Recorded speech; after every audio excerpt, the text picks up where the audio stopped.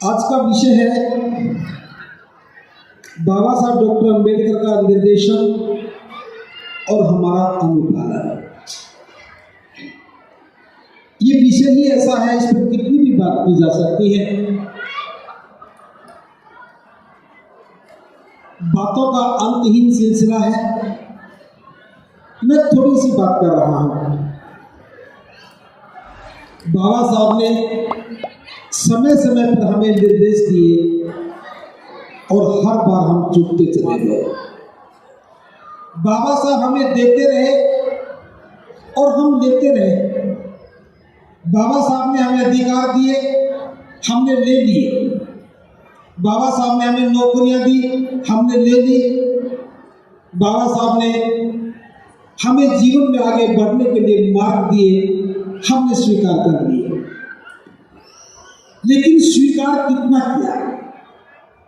जितने जितने में हमें अपना निजी लाभ दिखा वहां हम समर्पित नजर आए, और जहां सामाजिक बात शुरू हुई वहां गरीब और कंगाल रह गए।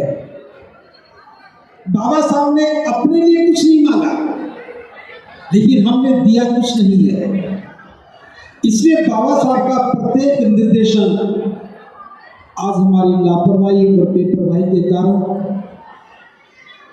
हमें मजबूर कर रहा है, और हम पूरे बाबा साहब को देख रहे हैं कि हमें क्या करना चाहिए।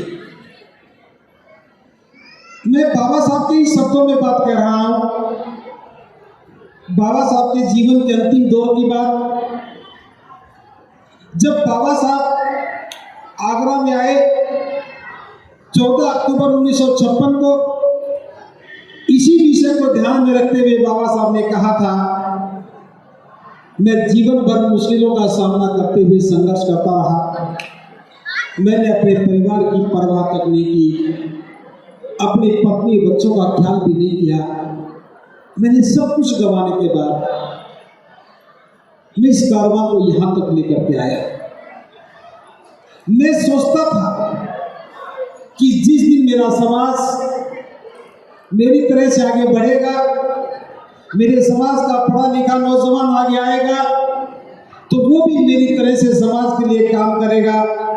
लेकिन आज ये बात कहते हुए मुझे बेहद दुख हो रहा है कि मेरे प्रयासों से पेटू कलर पैदा हो गया है, वो अपना पेट पाल रहा है और समाज को भूल रहा है। और फिर कहा कि मुझे मेरे ही समाज के पढ़े लिखे लोगों ने धोखा दिया है। बाबा साहब का निर्देशन सुना, लेकिन माना नहीं। और 1956 में धोखा देने वाली पहली पीढ़ी थी, और आज तीसरी पीढ़ी भी बाबा साहब को धोखा दे रही है। हम बाबा साहब की बात को नहीं मान रहे हैं। उसी आगरा में बाबा साहब ने कहा, मैं अपने समाज की सुरक्षा के लिए एक तंबू बना पाया हूं, तंबू खड़ा कर पाया हूं। मैं इस तंबू का अकेला बंबू हूं। मेरा शरीर बूढ़ा हो चला है, मेरा शरीर बीमारियों से गिर गया है।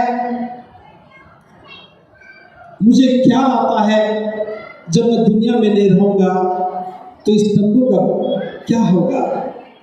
जो काम मैंने समाज के लिए किया है उसकी सुरक्षा का क्या होगा। मैं चारों ओर देश में देख रहा हूं, मुझे कोई नौजवान नजर आ जाए जो मेरे इस तंबू का बंबू बन जाए तो मैं चैन से मर सकूं। प्रबुद्ध उपासक उपासिकाओं, जिस मसीहा को सारा देश नमन करता है, जिस मसीहा के हम सारे करोड़ों अनुयायी यहाँ बैठे हैं, इस देश में रहते हैं, उस मसीहा ने अपने मरने के लिए भी अपनी आंखों से नौजवान को ढूंढने का काम किया, जो तंबू का बंबू बन जाता। ये बाबा साहब का निर्देशन था। हम 140 करोड़ लोगों की संख्या में से एक बंबू नहीं बना पाए जो बाबा साहब के तंबू को संभाल सकता, और आज वो तंबू लड़खड़ा रहा है, वो तंबू गिरने को तैयार बैठा है। बाबा साहब के दिए अधिकारों को पाकर के एक बेजुबान हुक्मरान बनाकर के हमने पार्लियामेंट में भेज दिए हैं, और बाबा साहब के आंदोलन को परिता लगाने का काम कर रहे हैं। मुझे इस मंच से बात कहते हुए कोई अफसोस नहीं है। हमने आरक्षण के नाम पर सांसद बनाए, विधायक बनाए, लेकिन वे गूंगे और बहरे बनाए। अधिकार जा रहे हैं, अधिकार खत्म किए जा रहे हैं और हमारे सांसद आंखें बंद करके अपनी कुर्सी को बचा करके बैठे हैं। जनमत तैयार करना होगा, अपने ही सांसदों के खिलाफ बगावत करनी होगी, अपने ही विधायकों के खिलाफ बोलना होगा, अपने ही पढ़े लिखे लोगों को गुनाहगार कहना होगा कि हमने बाबा साहब के किसी निर्देशन को नहीं माना। मैं देखता हूं बाबा साहब हमसे अपेक्षा करते रहे और हम उनकी हर अपेक्षा का निरादर करते रहे। बाबा साहब ने हमें कहा, जब वो हमसे हताश हो गए थे, कि मेरे समाज के पढ़े लिखे नौजवानों, भले ही आप मेरी अपेक्षाओं पर खरे नहीं उतर पाए, इस बात का मुझे अफसोस है, लेकिन फिर भी एक छोटी सी बात कहना चाहता हूं कि ज्यादा कुछ ना कर सको तो महीने में एक बार सूटिड बूटिड होकर के, कोट पैंट पहन करके उन गांव की गलियों से गुजर जाना, जिन गलियों को छोड़ करके तुम आए हो। जब तुम्हें सूटिड बूटिड देखेंगे, तुम्हें अच्छी हालत में देखेंगे, तो गांव के बाकी लोगों के मन में भी भाव जगेगा कि मेरा बेटा भी पढ़ करके ऐसा बन जाए और शिक्षा का आंदोलन आगे बढ़ेगा। लेकिन हम इस मोर्चे पर भी बड़े कंगाल हो गए, कंजूस हो गए। हम सूटिड बूटिड तो होते हैं जब दावत खाने का समय आता है, जब एक शादी का निमंत्रण आता है तो सज धज करके जाते हैं, लेकिन जब गांव में जाने का नंबर आता है तो हम मुंह फेर लेते हैं। बाबा साहब का निर्देशन हमारे लिए बेईमानी हो गया। किस किस बात की हम चर्चा करेंगे? हम जानते हैं आजाद भारत के पहले कानून मंत्री, जिन्होंने देश का संविधान लिखा और संविधान की मूल भावना में समता बंधुता को स्थापित किया, स्वतंत्रता को जगह दी, न्याय को महत्व दिया। लेकिन बाबा साहब देख रहे थे इस देश की महिलाओं के पास अधिकार नाम की कोई चीज नहीं है। पति परमेश्वर हो गया, जब चाहे तलाक दे दे कोई महिला बोल नहीं सकती। पति मर जाए तो सारी उम्र विधवा रह करके जीवन जीने को मजबूर हो जाती है, बेबसी लाचारी उसका जीवन बन जाता है और उसके पास कोई अधिकार नहीं। जिस पिता के घर से डोली उठी थी बस वहां से तो अर्थी ही उठनी चाहिए। कैसा भाव हमारे मन में बना। एक महिला बेसहारा थी, किसी संपत्ति में अधिकार नहीं, बराबर की मेहनत करे, पुरुषों के बराबर काम करे, मेहनताना आधा मिलता था। और धार्मिक शोषण की तो मैं बात ही नहीं कर रहा हूं। महिला को कभी इंसान नहीं समझा गया। बाबा साहब ने हिंदू कोड बिल बना करके जब प्रस्ताव पेश किया, सारा देश बाबा साहब के विरुद्ध था, सारे धार्मिक संगठन बाबा साहब के विरुद्ध थे, देश की पार्लियामेंट का प्रत्येक सांसद बाबा साहब के विरुद्ध खड़ा हो गया और बाबा साहब ने ये कहते हुए कि मैं भारत का कानून मंत्री और मैं देश की महिलाओं को बराबरी का हक नहीं दे पा रहा हूं, तो मुझे कानून मंत्री बने रहने का औचित्य नजर नहीं आता है, ये कहकर के त्याग पत्र दे दिया। त्याग पत्र तो दिया लेकिन लक्ष्य नहीं बदला।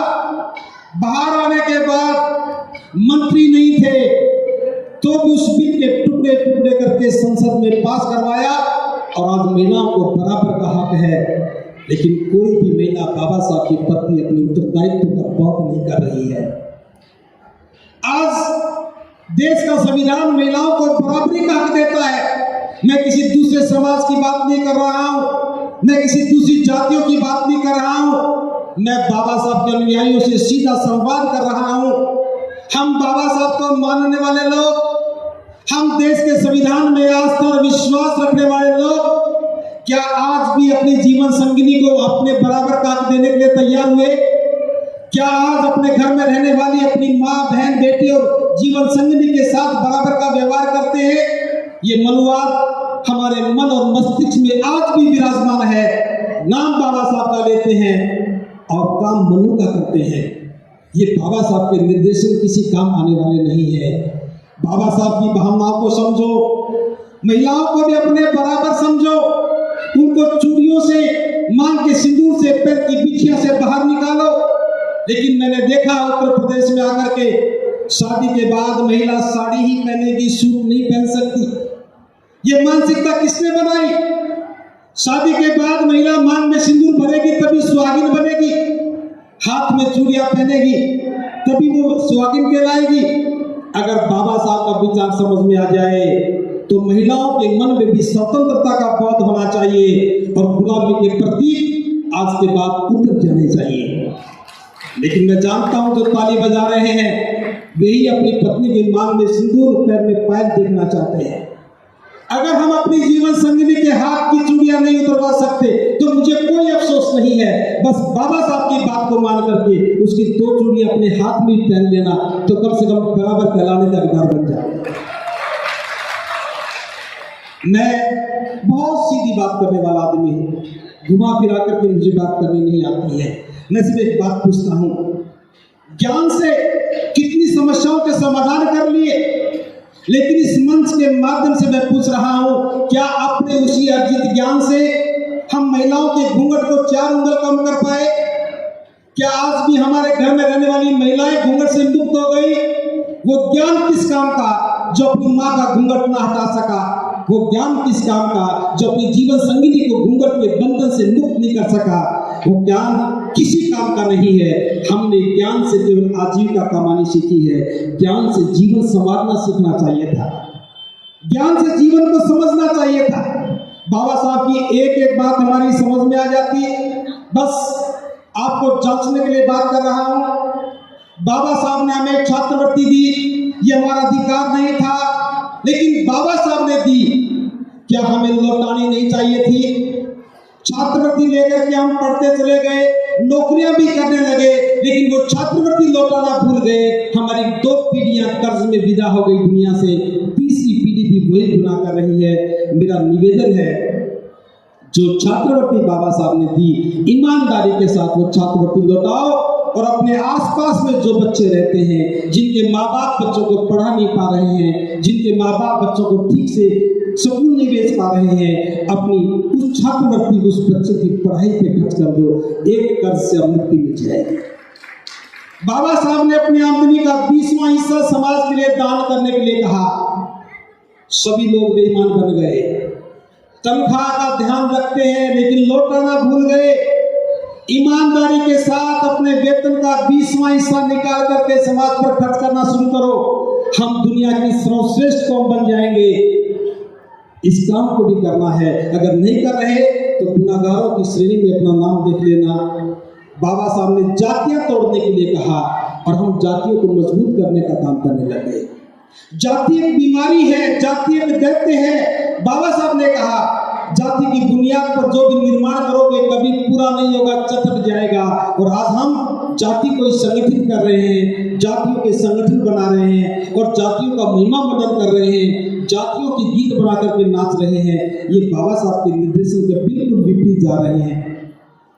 बाबा साहब ने 14 अक्टूबर को जब दीक्षा ली, एक दिन के बाद 15 अक्टूबर को अपने वक्तव्य में कहा, मैं याद दिला रहा हूं सिर्फ कि मुझे आज बेहद खुशी है, मेरा मन बड़ा प्रफुल्लित है। 21 वर्ष पहले मैंने जो घोषणा की थी मैं आज उसे पूरा कर पाया हूं और ये बात कहते हुए मैं बड़ा प्रफुल्लित हूं। मुझे लगता है कि मैं आज नरक से मुक्त हो गया हूं। कौन सा नरक था? यही जातिवाद का नरक था, यही जातियों में बटे रहने के कारण होने वाले शोषण का नरक था। जाति की मानसिकता के साथ हमारे साथ गिरते हुए मनोबल तोड़ने का जो काम किया जाता रहा, ये हमारे लिए नरक था।